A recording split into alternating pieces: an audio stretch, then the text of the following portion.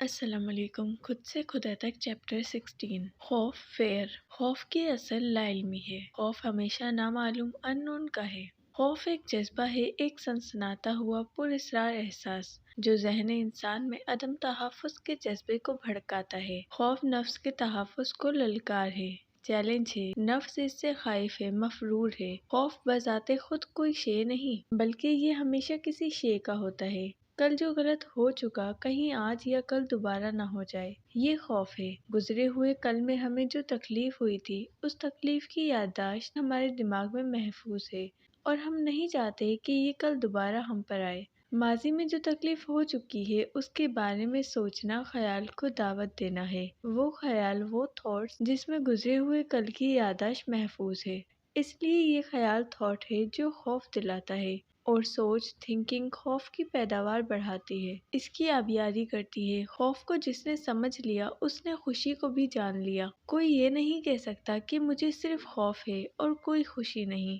اسی طرح کوئی یہ نہیں کہہ سکتا کہ میں نے صرف خوشی کو دیکھا ہے، کبھی خوف کو نہیں دیکھا۔ خوف اور خوشی ایک ہی سکے کے دو رخ ہیں۔ فرق صرف اتنا ہے کہ خوشی، ہیپینس کی سوچ اس خیال کی حامل ہے کہ کل یہ خوشی ملی تھی، کاش آج دوبارہ ایسا ہو جائے۔ امید، مایوسی، پچھتاوا، عدم تحفظ کا احساس، محبت، عبادت، کچھ حاصل کرنے کی بے چین تمنا، کامیابی اور ناکامی، زندگی اور موت، یہ سب خوف ہی کے اشکال ہیں۔ خیال خوف کی جڑ ہے اور خیال وقت ہے۔ گزرے ہوئے کل کے خیال میں خوشی اور خوف ہے۔ اگر گزر چکے کل میں خوشی تھی تو خیال اس کا ریپیٹیشن کرے گا، اسے آگے بڑھائے گا۔ اسے خوف ہوگا کہ کہیں یہ خوشی ختم نہ ہو جائے۔ اور اگر گزرے کل میں درد تھا، دکھ تھا، تو اس کو نظر انداز کرنے کا ہر خیال خوف ہے۔ اگر کھل کر بات کہنی ہو تو دکھ اور سکھ دونوں میں خوف ہے، دکھ کے پلٹ آنے کا اور سکھ کے پلٹ جانے کا خوف۔ راز یہ کہ سوچ اور خیال بذات خود خوف نہیں، جیسے سوچ اور خیال مذہب یا عقیدہ نہیں ہے۔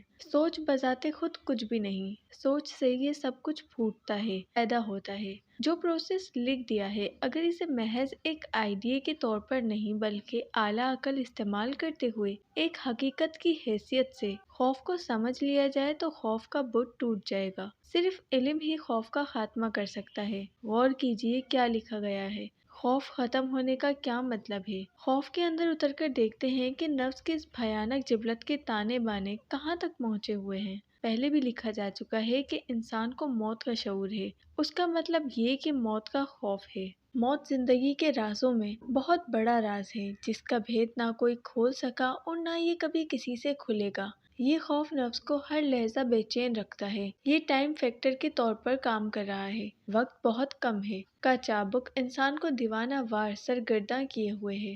موت کیا ہے؟ یہ کس کو آتی ہے؟ کون مرتا ہے؟ کیا جسم مرتا ہے؟ ذہن یا حواس؟ کیا سب کچھ جو انسان میں موجود ہے مر جاتا ہے؟ موت کی اصل تو اللہ رب العزت ہی جانتا ہے۔ علم سے جو ادراک حاصل ہوا اس کا بیان صرف اندازے کے لیے ہے، اس سے زیادہ جاننے کی طرف سوائے لالچ کے اور کچھ نہیں، اور نہ ہی اس سے کچھ حاصل ہے۔ موت کا سچ جاننے کے لیے انسان کو مرنا پڑتا ہے۔ غالب گمان ہے کہ موت کئی طرح سے ہے، اس کا ایک وجود نہیں ہے۔ موت انتقال ہے، ٹرانسفر ہو جانا ہے، کسی مکمل نامعلوم مقام کی جانب کوچ کر جانا ہے۔ بے شک جسم کو موت ہے، مگر خود جسم کو اس کا کوئی ادراک نہیں ہے۔ جسم تو زندہ حالت میں بھی یہ نہیں جان سکتا کہ وہ زندہ ہے یا مردہ۔ یہ تو ذہن کا علم ہے کہ جسم زندہ ہے، اپنی اصل میں جسم باہری وجود کے طور پر ایک مادہ ہے، اس لیے مردہ ہے۔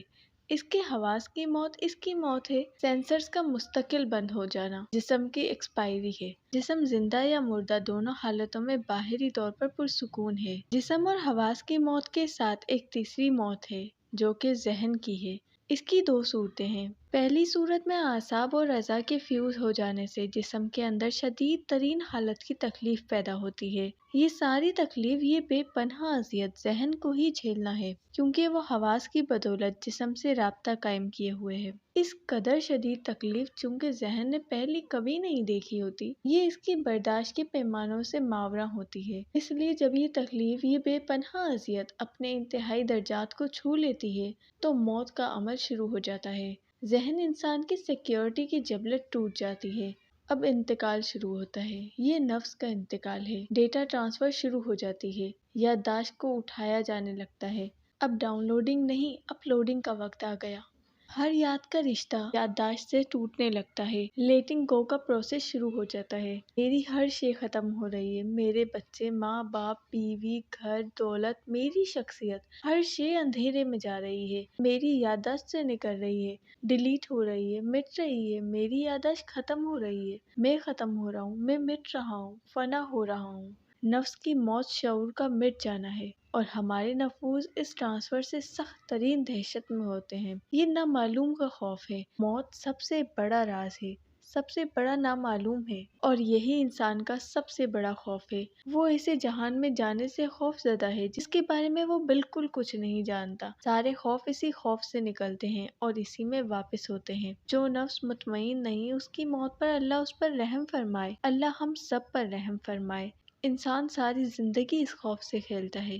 جی ہاں، کھیلتا ہے۔ انسان کبھی نہیں چاہتا کہ اس کا خوف ختم ہو جائے۔ نفس بہت عیار ہے، اسے پتہ ہے کہ جس لمحے یہ خوف ختم ہو گیا، سارا کھیل ختم ہو جائے گا، زندگی ختم ہو جائے گی۔ نفس کبھی ماننے کو تیار نہیں ہوتا کہ اس کی زندگی ختم ہو جائے گی، کیونکہ اس زندگی کے سوا نفس کے پاس اور کچھ بھی نہیں ہے۔ کم علم نفس کے لیے موت کا خوف کبھی ختم نہیں ہوتا۔ اس کا یہ خوف اس وقت ختم ہوتا ہے جب موت سامنے آ جاتی ہے۔ موت کا آ جانا ہی موت کے خوف کا ختم ہو جانا ہے۔ یہی وجہ ہے کہ نفس موت سے ہر حال میں گریزاں ہے، خائف اور بیزار ہے۔ خوف کو ایک ہتھیار کے طور پر بھی بڑھتا جاتا ہے۔ دوسرے کے خوف کو ابھار کر اسے اطاعت پر مجبور کیا جاتا ہے۔ اس کی بہت مثالیں ہیں، جیسے ایک قوم دوسری قوم کو جنگ کا خوف دلاتی ہے، اور جیسے رہزن موت کا خوف دلا کر دوسرے کا مال لوٹتا ہے۔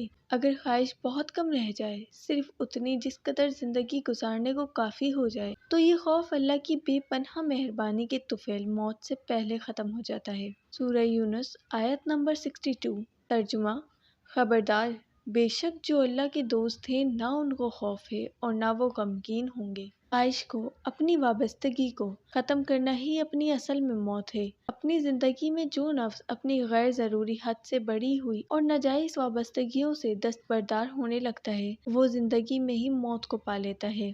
اسے زندہ حالت میں راز کا محرم کر دیا جاتا ہے۔ موت خواہش اور وابستگی کے قطع ہو جانے یا پھر کر دیے جانے کا نام ہے۔ اس سے پہلے کہ اللہ خواہش کی ڈور کاٹے، کاش انسان خود اپنے جیتے جی اسے قطع کر ڈالے۔ یہ بہت بڑی مراد ہے، یہ بڑے نصیبے کی بات ہے۔ اللہ بے نیاز ہے، جس کو چاہے بے حساب دیتا ہے۔ پوری تو ہمت میں نہیں، مگر اپنی زندگی کی آدھی خواہشات کو بھی اگر چھوڑ دیا جائے اور اپنی وابستگیوں کی حقیقت کو جان کر ان سے ذرا فاصلہ پیدا کر لیا جائے، تو زندگی اس دنیا میں ہی جنت گزرنے لگتی ہے۔